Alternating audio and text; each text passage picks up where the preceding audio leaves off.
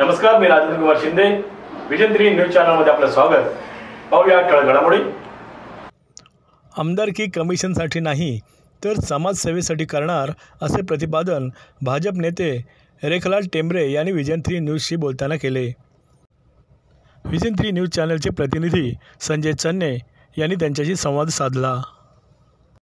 यावेळी त्यांनी विविध गोष्टीवर भाष्य केले. नमस्कार, आज आपल्या सोबत आहेत जिल्हा कोऑपरेटिव्ह बँकचे संचालक भाजपचे नेते रेखलालजी टेंबरे साहेब. आज आपण रेखलाल भाऊ टेंबरे यांच्याशी चर्चा करणार आहोत. माझ्या माहितीप्रमाणे आपण भवभूती शिक्षण संस्था जी संस्कारांची ठेव ह्या शिक्षण महर्षी लक्ष्मणरावजी मानकर साहेब माजी खासदार होते आणि त्यांचे संस्कार बालवयामध्येच आपणास लाभले. तर नेतृत्व गुणामध्ये आणि आज जर आपण आमदारकीची तयारी करीत असाल तर निश्चितच आपला जो पाया आहे तो भवभूती शिक्षण संस्थेच्या रामकृष्ण विद्यालय कुराडी येथील राष्ट्रीय स्वयंसेवक संघाचा जो वारसा बालपणापासून मिळाला आहे. तर आज जी आमदारकीची आपण म्हणजे मागणी करीत आहात पक्षाला, तर खरंच म्हणजे हे गुण एवढे विकसित कसे काय झाले? नमस्कार, मी रेखलाल चंदलाल टेंबरे, स्थानिकमध्ये एक समाजसेवी, किसान नेता, सहकार नेता आणि लोकांसाठी धावून जाणारा एक व्यक्तिमत्व म्हणून मागील अनेक वर्षापासून आम्ही सातत्यानं काम करत आहोत. माझे शिक्षण राष्ट्रीय स्वयंसेवक संघाच्या विचारानं प्रेरित असलेली भवभूती शिक्षण संस्था आमगावचे रामकृष्ण विद्यालय कुराडी इथं मी शिक्षण घेतलेलं आहे. शिक्षण घेताना मी त्याच्या आधीच बालपणापासून राष्ट्रीय स्वयंसेवक संघाच्या संपर्कात आलो. त्याच्यानंतर सुद्धा मी 11वी-12वीसाठी भवभूती शिक्षण संस्थेचं आदर्श विद्यालय आमगाव याची निवड केली. त्यानंतर BSc ॲग्रिकल्चर कृषी महाविद्यालय नागपूर इथं पूर्ण केलं. कृषी महाविद्यालय नागपूर इथं शिक्षण घेत असताना आणि आदर्श विद्यालय आमगावमध्ये मी अखिल भारतीय विद्यार्थी परिषदेच्या सहवासामध्ये आलो. ती एक संघ परिवाराचीच एक ब्रांच आहे आणि त्यामध्ये विद्यार्थी चळवळीमध्ये काम करायची संधी मला म्हणजे ग्राम शाखेपासून तर प्रांत लेवलपर्यंत मिळाली. त्यानंतर मी ॲग्रिकल्चर कॉलेजमध्ये गेले असताना पहिल्यांदाच मी कृषी शिक्षण विद्यार्थी परिषदेची स्थापना नागपूरच्या कृषी महाविद्यालयात घेतली आणि हल्लीचे जे मोहनजी भागवत आहेत संघचालक, ते तेव्हा अखिल भारतीय बौद्धिक प्रमुख होते.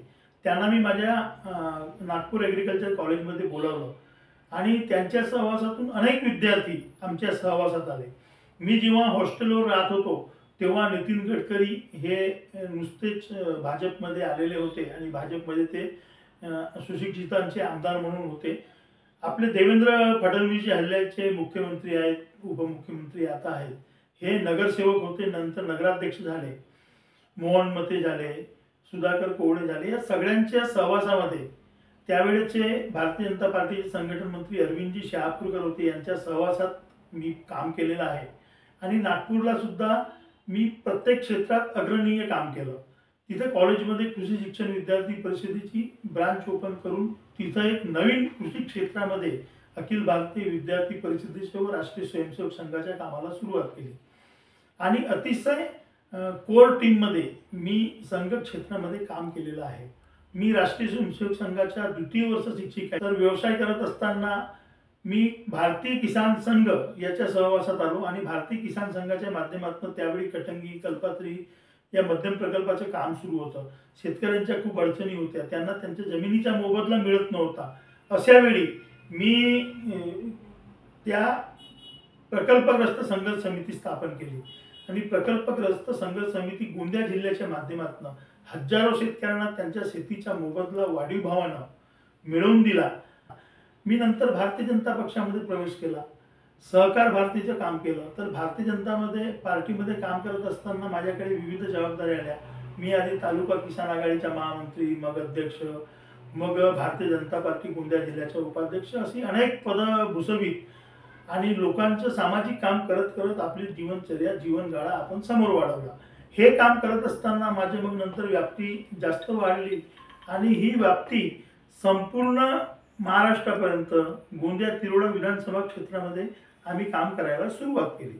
त्याच्या माध्यमातून आम्ही अनेक शेतकऱ्यांना त्यांचे न्याय, त्यांचे हक्क मिळवून दिले, शासकीय योजनांचा त्यांना लाभ मिळवून दिला. आणि आम्ही धान खरेदी केंद्राचं प्रथम सेंटर आणि काम आमच्या तालुक्यामध्ये सुरू केलं. तेव्हा महाराष्ट्रात आणि भारतात सगळ्यात मोठं काम आमच्या नेहरू सहकारी भातगिरणीच्या माध्यमातून आणि पूर्ती खरेदी विक्री सहकारी संस्थेच्या माध्यमातून सुरू होतं. त्यावेळी आपण सगळ्यांना विचाराल किंवा गोरेगाव तिरोडा विधानसभा क्षेत्रातील लोकांना, कोणत्याही शेतकऱ्यांना काही अडचण जाणार नाही, त्यांना काही त्रास होणार नाही, कुठे त्यांना अवाजवी पैसे द्यावे लागणार नाही, अशी व्यवस्था आम्ही निर्माण केली. आणि गावागावामध्ये 68 सेंटरची निर्मिती करून 68 अधिक त्याच्यामध्ये काम करणारे अनेक व्यापारी यांची निर्मिती केली आणि लोकांना हजारो रुपयाचं प्रति महिने उत्पन्नाचा स्तोत्र मिळवून दिला आणि बेरोजगारीला कायमची दूर करून त्यांना एका उद्योगाला आपण निमंत्रण दिलं, उद्योग करायला भाग पाडलं.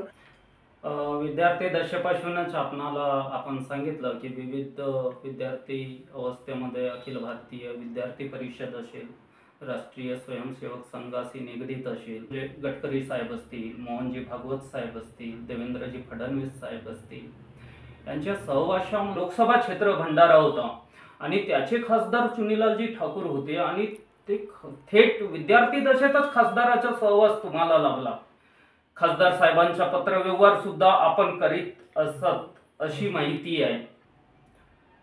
आपण केलेली मागणी होती, आज जवळजवळ त्या गोष्टीला 20-25 वर्ष झाले की प्रकल्पग्रस्तांचं अंत्योदय शिधापत्रिका धारकामध्ये त्याचा समावेश व्हावा, प्रकल्पग्रस्तांना दारिद्र्य रेषेखालील यादीत नाव व्हावं, प्रकल्पग्रस्तांना अंशकालीन कर्मचाऱ्यांचा दर्जा व्हावा, त्यांच्या जमिनीचा पूर्ण मोबदला मिळावा, त्यांच्या जमिनीच्या पूर्ण मोबदला, पुनर्वसन, अनुदान याच्यापासून आतापर्यंत वंचित आहेत.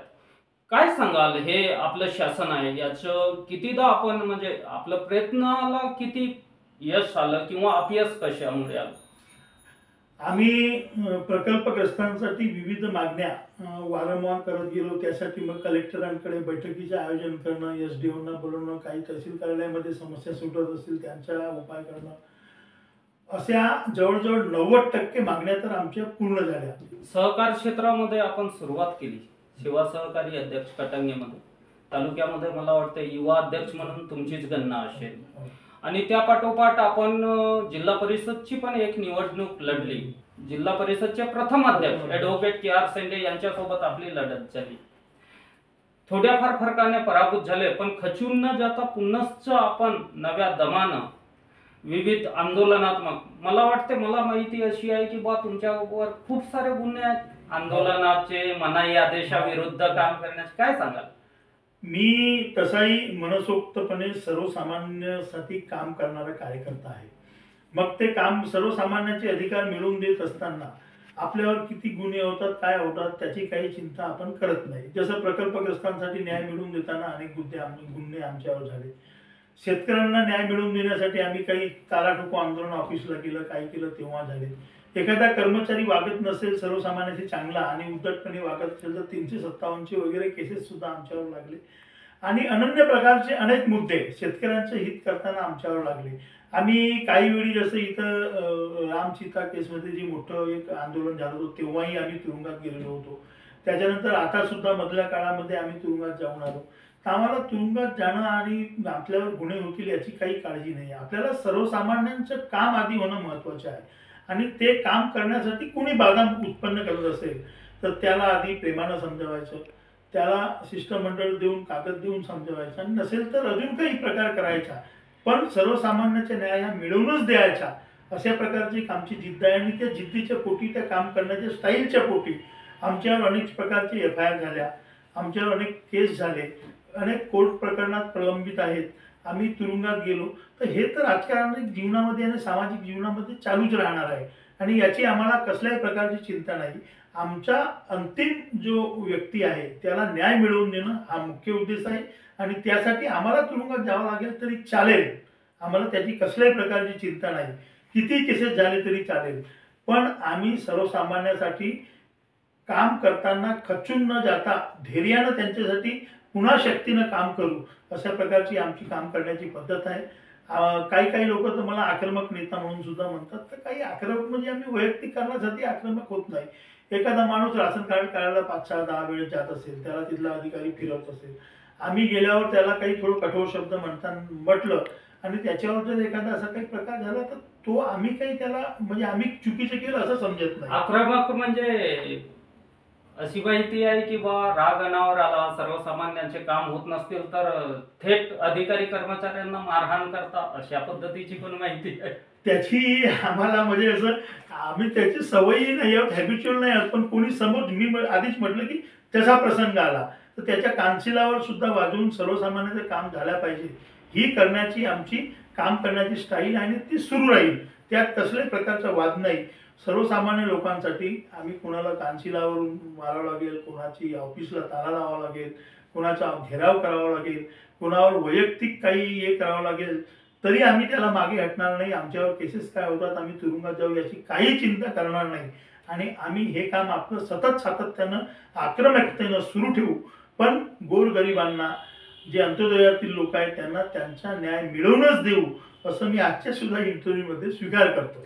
येत्या विधानसभेमध्ये तिरोडा गोरेगाव विधानसभा क्षेत्र 64 आपण भाजप पक्षात आहात. तिरोडा तालुका आणि गोरेगाव तालुका अनेक भाजपचे मातब्बर नेते या दोन्ही तालुक्यात विधानसभा क्षेत्रामध्ये आहेत. पक्षाकडून तर त्यांनाच उमेदवारी मिळायला पाहिजे असं सूर पाहिजे होतं, मात्र या उलट होत आहे. आपले एक गणखेरा जीप क्षेत्रप्रमुख मला वाटते रमेश ठाकूर नावाचे आहे, त्यांनी म्हणजे सुरुवातीपासून भाजपचे निष्ठावंत कार्यकर्ता म्हणून आहेत, पण त्यांनी सुद्धा आता भाजपला रामराम केलेला आहे. आपण उमेदवारी मागत आहात, माजी आमदार हेमंतभाऊ पटले मागत आहेत, तर विद्यमान आमदाराविषयी एक विरोधात्मक बंड पक्षामध्ये अंतर्गत आहे. काय सांगाल याविषयी? बघा, आपण राजकारणात काम करत असताना साहजिकच आहे की केलेल्या कामाची पावती ही आमदार रूपाने आपल्याला मिळावी असं प्रत्येकाला वाटते. भारतीय जनता पक्षामध्ये प्रत्येक आता विजय रांगडाले जे आमदार आहेत ते सुद्धा कर्मठ कार्यकर्ते आहेत आणि मागील 10 वर्षापासून आमदारकी घुसवत आहेत. आम्ही त्यांच्यासोबत तनमन धनानं उभे आहोत. भारतीय जनता पक्षामध्ये काम करत असताना असे अनन्य नेते सुद्धा तिकीट मागत आहेत. तर तिकीट मागणं, आपली भूमिका पक्षासमोर ठेवणं, लोकांमध्ये ठेवणं, आपलं सर्वेमध्ये नाव समोर कसा येईल याचा प्रयत्न करणं आणि आमदारकी स्वतःला मिळवून घेणं. ती आमदारकी नुसते आपल्या वैयक्तिक फायद्यासाठी नाही तर जनसेवेसाठी, जनसामान्यांच्या समस्या सोडवण्यासाठी आमदारकी काढणं हा राजकारणाचा एक भाग आहे. आता त्यावेळी विजय रांगडाले जेव्हा आता 10 वर्षाच्या आधी त्यांना पहिल्यांदा तिकीट मिळाली तर त्यांनी सुद्धा असा प्रयत्न केलेला होता. मी याला वाईट मानत नाही की विजय भाऊंनी काही वाईट काम केलं किंवा अजून कोणी करेल. पक्षामध्ये ते काम करतात, ते आमचे वरिष्ठ नेते आहेत, आम्ही सुद्धा त्यांच्यासोबत तनमन धनाने आहोत आणि राहू. पण आम्ही केलेल्या कामाची पावती म्हणून आम्हाला पक्षानं एकदा एक संधी द्यावी आणि आम्ही सुद्धा काय करू शकतो आमदार झाल्यानंतर हे सर्वसामान्य जनतेने कृतीतून बघावं हे प्रत्यक्षात दाखवण्यासाठी म्हणून आम्ही आमदारकी मागत आहोत. बंड वगैरे असा काही प्रकार नाही. पण पक्षामध्ये काम करत असताना प्रत्येकाला संधी मिळावी आणि नवीन चेहरा समोर लोकांसमोर यावा, त्याच्या कार्यक्षमतेबद्दल लोकांनी बघावं अशा प्रकारचा एक आम्ही संदेश या कृतीच्या माध्यमातून देऊ इच्छितो. तुम्हाला माहीत असेल की भारतीय जनता पार्टीमध्ये कर्मठ लोक काम करतात. त्यांना कोणी विचारलं काय, नाही विचारलं काय, पक्षात त्यांना काही स्थान मिळालं काय, नाही मिळालं काय, पक्षात कोणी बोलावलं काय, नाही बोलावलं काय, अशा पण एक पक्षनिष्ठा म्हणून आम्ही सर्व भारतीय जनता पार्टीमध्ये काम करतो आणि भारतीय जनता पार्टीमध्ये आमची जी लढाई असते नेत्यांची ती तिकीट मिळेपर्यंत. मग आता आम्ही जितके 4-5 लोक तिकीट मागतो त्याच्यामधून एकाला मलाही जरी तिकीट मिळाली तरी मला विश्वास आहे की विजय रांगडाले किंवा अजून सर्व आमदार साहेब आणि सर्व लोक, सर्व नेते हे माझ्या पाठीशी खंबीरपणे उभे राहतील, कोणीही विद्रोह करणार नाही. आता तुम्ही रमेश ठाकूर यांचं उदाहरण सांगितलं किंवा अनेक ऋषीपाल टेंबरे आमचे पक्ष सोडून गेलेत, सिद्धार्थ साखरे सोडून गेलेत, गुड्डू गोपचे आपले मसगाववाले, गुड्डू गोपचे आपले हिरडा मालीवाले, डॉक्टर बोपचे, अनेक कार्यकर्ते पक्ष सोडून गेले. कधी कधी पक्षामध्ये मतभिन्नता येते, त्यांचा समज असतो की पक्षामध्ये आम्हाला विचारलं जात नाही, आम्हाला जाणून डावललं जाते. अशा प्रकारची संधी कधी कधी काम करताना येते. आपले वरिष्ठ लोक त्यांना साहजिक वाटते की आपल्या स्पर्धेत कुणी येऊ नये म्हणून याला थोडा दूर ठेवा. तो तर आम्ही काही वेळा आम्ही भास करतो की आम्हाला सुद्धा डावलण्याचा प्रयत्न पक्षाकडून नाही, काही नेत्यांकडनं होते. तर तो त्यांचा वैयक्तिक प्रश्न आहे आणि तो त्यांना अधिकारी आहे की त्यांच्या स्पर्धेत कुणीला त्यांनी येऊ देऊ नये. पण मी स्वतः रेखलाल टेंबरे म्हणून मोठ्या श्रद्धेनं, सबुरीनं, पूर्ण पक्षाच्या हितामध्ये काम करून, कार्यकर्त्यांच्या सोबत राहून, कार्यकर्त्यांचे काम करून, पक्षासोबत राहणं. कोण एखादा नेता आपल्याला डावलतो की काय करतो त्याची आपल्याला काही चिंता करण्याची गरज नाही, कारण की नेताही कोणी स्थायी नसते. इथं तुम्ही बघितलं की आमच्या पक्ष नेतृत्वामध्ये चेंज होत राहते वेळोवेळी. आधी आपल्या पक्षामध्ये अडवाणीजींचं मोठं आधिपत्य होतं, नंतर गडकरी साहेब आले, नंतर आता मोदीजी आले, त्याच्यानंतर अजून तिसरे कोणी नेते येतील. तर येणं जाणं आणि पक्षाची जबाबदारी चेंज होत राहणं हे एक परिवर्तनशील आणि पक्षाच्या काम करण्याच्या पद्धतीचा एक भाग आहे. अशा पद्धतीमध्ये मी म्हणतो की आमचे काही जे बंधू पक्ष सोडून गेले त्यांनी धैर्य ठेवायला पाहिजे होतं आणि याच पक्षामध्ये राहून आपला न्याय, आपण कार्यकर्त्यांसोबत राहून आपला न्याय आपण मिळवून घ्यायचा असा प्रयत्न करायला पाहिजे होता. पण मला वाटतं ते कुठंतरी कमी पडले किंवा काही त्यांचा अजून दुसरा विचार असेल. पण मी भारतीय जनता पक्षाचा राष्ट्रीय स्वयंसेवक संघाचा स्वयंसेवक आहे, भारतीय जनता पक्षाचा कार्यकर्ता आहे आणि हा कार्यकर्ता मी सदैव तेवत राहील. बघा, किती नेते येतात, किती नेते जातात, पण कार्यकर्ते हे शेवटी कार्यकर्तेच राहतात. एखादी पक्षाची मीटिंग असेल, वरिष्ठ लोक आले, तर कुणी आमदार असेल, माजी आमदार असेल, खासदार असेल, माजी खासदार असेल, कुणी खूप मोठा नेता असेल, आम्ही सर्व एका दरीवरती समोर बसलेले राहतो आणि कार्यकर्त्याच्या भूमिकेत राहतो. कोण मोठा कोण छोटा याचा आम्ही कसेही विचार करत नाही आणि तशा प्रकारची संधी सुद्धा पक्ष देत नाही. म्हणून अशा कोणी आम्हाला डावलतो आहे, आम्हाला बोलवत नाही किंवा आम्हाला डावलण्याचा प्रयत्न करतो, इतरांना सांगतो की तुम्ही त्याच्यापासून दूर राहा, तरी हे कोणी कार्यकर्ते ऐकत नाही. भारतीय जनता पार्टी कोणाघरची काही दुकान नाही आहे किंवा ट्रेडिंग कंपनी नाही आहे की तो, त्याच्यानंतर त्याचा मुलगा, त्याच्यानंतर त्याचा नातू, त्याच्यानंतर त्याचा पत्नातू हा येत राहील. भारतीय जनता पक्ष हा कार्यकर्त्यांचा पक्ष आहे आणि कार्यकर्त्यांसोबत आपण जर काम केलं तर निश्चितच कोणी आपल्याला डावलू शकत नाही. याचं मी प्रत्यक्ष उदाहरण आणि प्रॅक्टिकली आपण या भेटीच्या माध्यमातून सगळ्यांना सांगू इच्छितो. आम्ही सर्वसामान्य भारतीय जनता पक्षासाठी काम करणारे कार्यकर्ते आहोत आणि कार्यकर्ते राहू. पक्षासाठी आपण सतत काम करत राहू. भारतीय जनता पार्टी एक पक्ष नसून एक विचारधारा आहे आणि या विचारधारेला आपण कधी सोडू शकत नाही, असं मी आश्वासन आजच्या या भेटीच्या माध्यमातून देतो. जिल्ह्यामध्ये किसान नेता, शेतकरी नेता म्हणून आपल्या नावाचं नावलौकिक आहे. ओबीसींच्या लढ्यासाठी आपला खूप मोठा संघर्ष आहे. तर उमेदवारी मागता हे आणि पक्षाशी निगडीत आहात, निष्ठावंत आहात, निश्चितच याच्यामध्ये डावलण्याचा काही प्रश्नच नाही. पण आपण आमदारकी मागत आहात, मग आपल्या डोळ्यापुढे काय ध्येय काय आहे? आमदारकी का हवी तुम्हाला? बघा, आम्ही संघाचे स्वयंसेवक आहोत आणि आमच्या संघाचे एक स्वयंसेवक या देशाचे पंतप्रधान होऊन गेले. आता नुसतीच त्यांची आपण पुण्यतिथी साजरी केली, अटल बिहारी वाजपेयी, भारतरत्न अटल बिहारी वाजपेयी. तर अटल बिहारी वाजपेयी नेहमी म्हणायचे की पथ का अंतिम लक्ष्य नहीं है सिंहासन बढ़ते जाना, सब समाज को लिए साथ में हमको है आगे बढ़ते जाना. म्हणजे म्हणण्याचं तात्पर्य असा की आम्हाला नुसतं सिंहासनावर आता आम्ही आमदार झालो, खासदार झालो, मग मंत्री झालो, मुख्यमंत्री झालो, हे आमचे उद्देश नाही आहे. आणि याच्यामध्ये जे निधी येते किंवा अन्य कामं येतात त्याच्या माध्यमातून पैसे कमवायचे आणि ती पैशाचं आपण कमिशन खायचं, हे आमचं काही काम नाही आहे. हे तर एक काम करताना आलेली संधी आहे. तर या संधीमध्ये कदाचित कोणाच्या बाबतीमध्ये हे उदाहरण फिट होत असेल, पण आमच्या काम करण्याच्या शैलीमध्ये आम्ही आजपर्यंत मग ते प्रकल्पग्रस्तांचं काम केलं असो, आता डायरेक्ट शेतकऱ्यांसाठी काम करतो, अनेक अन्यायग्रस्त लोकांसाठी काम करतो. पण कुणी पैसे किंवा टक्केवारी दिली असं कुणी माईचाला आम्हाला म्हणू शकत नाही आणि ती आमची काम करण्याची पद्धत नाही. असं ज्यांनी केलं असेल ते चुकीचं आहे, जो करतो तेही चुकीचं आहे, असं त्यांनी करू नये हा सुद्धा एक सल्ला त्यांना माझा राहील. पण आमचं काम सर्वसामान्यांचं, गोरगरिबांचं, अंत्योदयातील लोकांचा विकास व्हावा, त्याच्यात कसल्याही प्रकारची टक्केवारी नको आणि ग्रामीण क्षेत्राचा विकास व्हावा, शैक्षणिक क्षेत्राचा दर्जा वाढवावा, शेतकऱ्यांना सुविधा मिळाव्यात, बेरोजगारांना रोजगाराची संधी उपलब्ध व्हावी, ह्या सर्व मागण्या तंतोतंत पूर्ण करण्यासाठी म्हणून आम्ही भारतीय जनता पक्षामध्ये काम करतो.